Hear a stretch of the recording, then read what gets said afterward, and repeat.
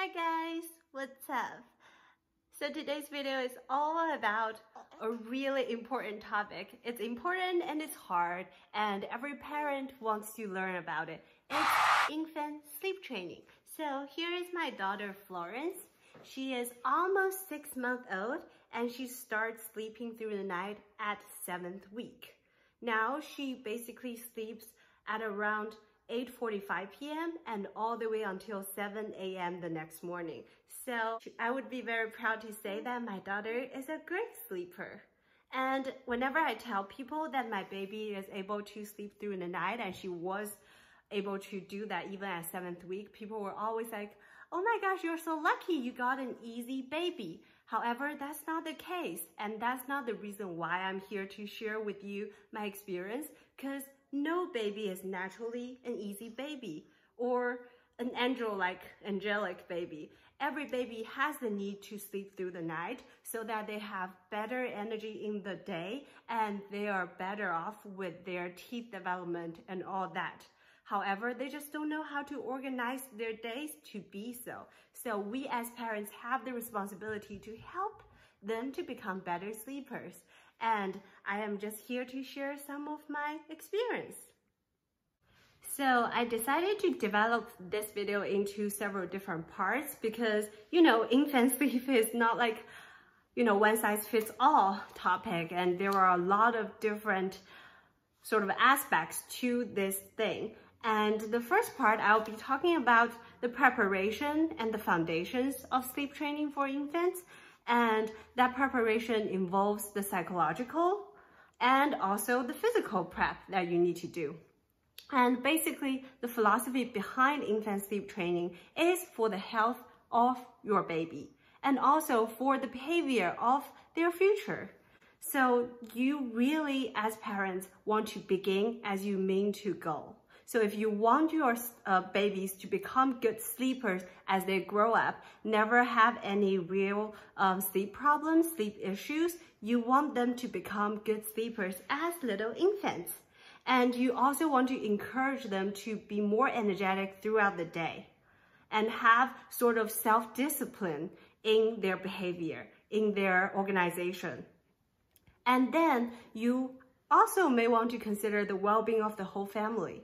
Say if your baby is crying even at 1 year old, still having a midnight feed, it's really, really hard and frustrating for the entire family, especially the breastfeeding mom. And for all those reasons, you want to sleep training your kid as soon as possible. I myself started training her when I was in the hospital. So I started training her, the first day she was born. And I did a lot of preparation when I was pregnant. I read a lot of books about it and decided I want to do it. And, asking for pediatricians' recommendation and their opinions. And after all those preparation, I begin as I mean to go. So you really have to be mentally and physically prepared before you start. Just know that it really, really takes time. It takes a lot of patience and a lot of perseverance because it's no easy task. You really have to take things in order and really stay committed to that goal. And the result will come for sure, so you have to remain confident. Confidence is really, really important. At certain points, you'll feel like all the effort you're doing is for nothing. You really don't see the results straight away. And at times, especially when baby's having a growth spurt, when the baby is constantly needing nutrition and they just couldn't stop eating, and all the good sleeping habits, the already well-established routine got interrupted, you'll get frustrated. However, remain in good faith. Confidence takes you there, and stay committed. And also, just know that baby will have to adjust as well as you and your family. And the adjustments that you are making to your current routine will be very, very hard initially. It involves a lot of crying. Just be prepared, because sleeping through the night is, in and of itself, quite a different thing. It's a challenging thing for a baby. And I would highly recommend you to start as soon as possible. Make plans after you watch this video. Maybe start tonight to try to start sleep training your kid. And also, I touched upon growth spurt a little bit in this video, and I want to talk more about it. Growth spurts do exist. This is why it is so important to follow a schedule. However, follow your child. So I use this method called PDF, parent-directed feeding, and I was introduced to this idea by a book called Baby Wise Method, and I use that method to sleep train my kid. Out of all the books that I've read, that method works so far very, very well, and the best among them all. So you follow your child, but you don't exclusively follow your child because their hunger cues can be misleading. Sometimes you think they're crying because they're hungry. You've misinterpreted it as a hunger cue. It could actually be something else. It could be your child is cold or, too hot, or they feel like it's just they're bored and they want to cry out for attention. So you really have to follow your child, watch for their cues, but also most importantly, you will also follow a schedule. But during growth spurt, I talked about growth spurt, it is most important to follow your child and your child's nutritional need.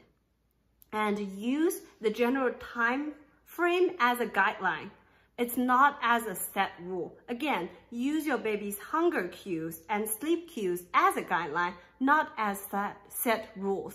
This is very, very important. Allow flexibility into a set routine is the foundation of sleep training our child using PDF method. PDF, again, stands for parent-directed feeding.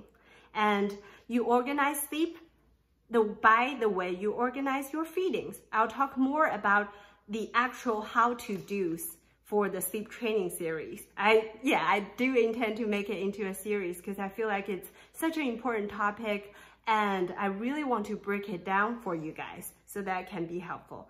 And flexibility is so important, but not too much of it. So it's important to remain flexibility. However, don't let the flexibility, say, go beyond 30 minutes. So if your child is hungry, you can feed him or her 30 minutes early. You can also delay your feedings by 30 minutes late. However, don't feed, say, 45 minutes post the time. Unless it's an actual emergency, we always allow for flexibility in our life, and everyone knows how hectic your life could be with a little child. However, just make sure that usually 30 minutes is a great range of time, a great range of flexibility you can allow into your routine. So that's about it. This is the preparation and foundational understanding of sleep training and parent-directed feeding, PDF as I call it.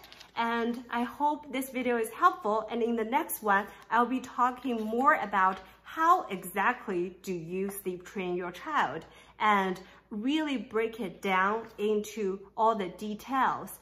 But before that, I just want to lay it out, all those preparations you need to do, and I hope that is helpful for you, and I'll see you in my next video.